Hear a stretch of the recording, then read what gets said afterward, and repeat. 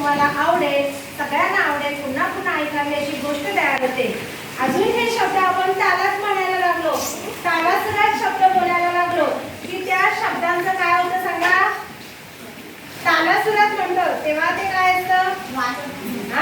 गाणं, तुमच्या आवडीचं खूप छान गाणं असतं आणि अगदी तुमच्या वयोगटाला शोभेल, आपल्या वयोगटाला शोभेल असं छानसे बालगीत, बडबडगीत सरांनी म्हणून दाखवलं। सर्वांना ते आवडलं सुद्धा, होय ना?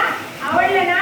हा, हे बालगीत होतं ते पहिलं बालगीत होतं ते कशावर होतं सांगा?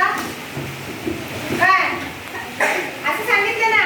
करंगळी मरंगळी मधले बोट चाके गळी आणि राहिला कोण? अंगठा।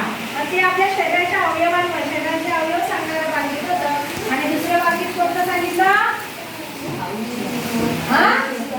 शाळा। मग शाळा, पाटी, खाऊची वाटी या आपल्या जिव्हाळ्याच्या आणि जवळच्या गोष्टी आहेत। तर या गाण्यात खूप काही सारे शब्द आले आणि काही शब्द मी सांगते, त्या शब्दांना